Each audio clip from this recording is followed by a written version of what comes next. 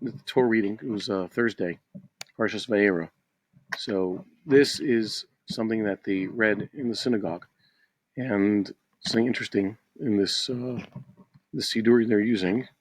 You know what the Siddur Avotenu is? Siddur Avotenu? People of North African, usually Moroccan descent, have their own synagogue practices.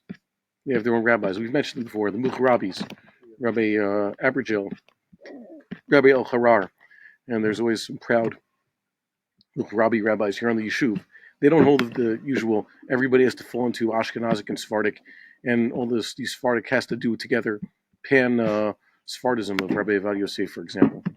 So, in a lot of respects, the type of rabbis who come from this background are capable of understanding Torah Eretz Yisrael.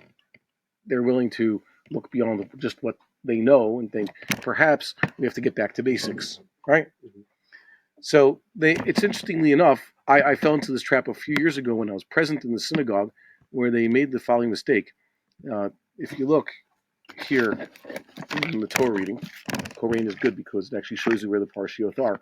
There's a halacha that when someone is done reading his section from the Torah publicly, he has to stop at a whole parsha, let's say, at least three psukim. And he cannot, what is forbidden is stopping in the middle of a paragraph if there are less than 3 verses left. If he leaves 3 verses left in the paragraph for the next person to read, he can stop there. Read more than 3 verses from the... No, not 3. No, that's be... And also from the beginning. He has to, at least if he starts a parsha, he has to read 3 psukim into that parsha. So if he was already reading anyways, he read 10 psukim, he starts a new parsha, he has to read 3 psukim from there. Can't read less than 3 from a parsha, and he can't leave 3. So in this parsha over here, which is the first parsha of the weekly Sidra, at least according to the annual cycle, you can't leave 2 psukim. He could stop, let's say, over here, Uvishvatim Gidolim, the end of verse 6. Why? Because afterwards there's verse 7, 8, and 9. However, he can't read then 7 and leave just 8 and 9, because that would leave just 2 psukim in the parsha. And he definitely can't stop right after verse 8, because then it's just left verse 9. When does it actually come into play? Well, technically speaking, Shulchan Aruch times, Vilna Gaon times, there was no set minhagim about what you have to read on any given Monday or Thursday or Shabbos afternoon. It's just you have to read 10 psukim. So you'll have in the Vilna Gaon sitters, they'll have a list of the parshiot in the back, and they'll just put 10 psukim, or the minimum necessary, divided into 3. And even then, how you divide it into 3 is not set in stone. It's just whoever decided it once got copied in all the subsequent printings of the Chumash. And the Stoleners, for example, in the back of their Siddur, they tell you, here's how we divide up every parsha, differently than you'd have in the common printed Siddur. So there's nothing here that's halachic, just you're not allowed to stop here. But they did stop. They stopped after verse 8, leaving verse 9 to be read on its own as part of the next reading, which meant they left 1 verse to go in the parasha. So that's against the halacha.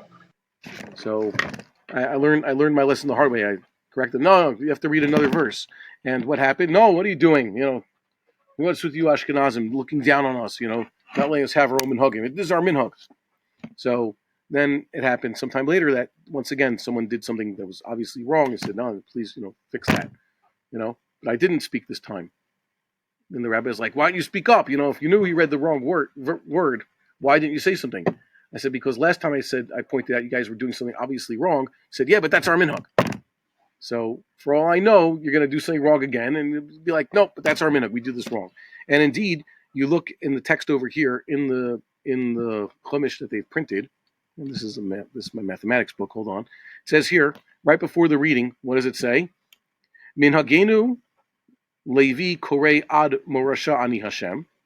Our minhag is that the Levi reads until what's verse the end of verse 8. Ushlishi Ad Me Eretz Mitzrayim, and the Shlishi reads until wherever we would normally end. So you look over here, even in the way they printed it in their Chumash, you could see that they show you that the Parsha Ptucha starts 1 verse after the Yisrael's reading starts. So they know this is wrong, yet they still do it. It's the Nisht Shabbos Gerecht of public minhagim. What is Nish Shabbos gerecht? Got to use this twice this week. What's Nish Shabbos gerecht? That's a Yiddish for it's not correct to do so on Shabbos.